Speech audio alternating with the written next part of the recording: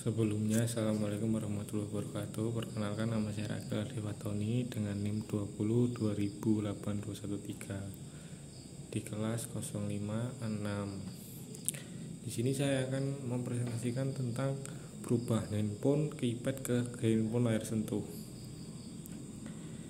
Yaitu keypad adalah keyboard miniatur atau serangkaian tombol yang tersusun dari mulai huruf alfabet A sampai Z dan numerik 0 sampai 9. Pada tahun 80-an, ponsel pertama di dunia yang diberi nama Motorola Dynatac mulai komersialkan dan ditemukan oleh Martin Cooper yang sebelumnya menemukan prototipe ponsel dan melakukan panggilan pada tahun 73. Awalnya handphone hanya dipergunakan untuk melakukan panggilan saja, hingga pada awal 90-an handphone mulai digunakan untuk mengirim pesan singkat. Saat itu handphone dengan merek Nokia mendominasi pasar selama lebih dari satu dekade dengan tampilan bentuk yang beragam, dan ketika keypad QWERTY pada handphone mulai dipergunakan oleh Nokia pada tahun 96 adalah Nokia Communicator 9000 yang merupakan produk smartphone pertama Nokia. Teknologi layar sentuh mulai dikenal saat kehadiran iPhone pada tahun 2007. Dan iPhone bukanlah smartphone dengan layar sentuh yang pertama. Pada tahun 97, Evercross G988 GS88 menjadi smartphone layar sentuh pertama yang dijual. Namun, hanya diproduksi sebanyak 200 unit saja dan bukan handphone komersil melainkan konsep phone. Barulah pada 2000 seri Ericsson R380 dikomersilkan dan handphone Xiaomi pertama. Hingga pada 2007 mulai perang antar sistem operasi antar vendor mobile. Di sini Nokia meluncurkan seri 6110 navigator menggunakan OS Symbian, sementara iPhone dengan iOS yang merupakan smartphone dengan full touch, capacitive screen and teknologi multi touch.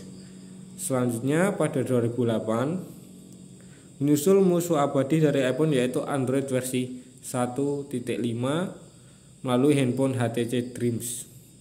Hingga sekarang pun teknologi touchscreen mulai banyak digunakan. Tentu saja para vendor-vendor smartphone juga harus memperhatikan kenyamanan user atau pengguna saat menggunakan produk mereka, terutama dari sisi interface, grafis, dan spesifikasi yang lain-lain. Dan tentu saja ada dampak positif dan dampak negatif. Yang pertama yaitu dampak positifnya, yaitu yang pertama untuk memudahkan berbisnis. Yang kedua, mempermudah manusia untuk mengerjakan tugas-tugas, bisa menulis secara mudah dan cepat. Yang ketiga, mudah mendapatkan informasi.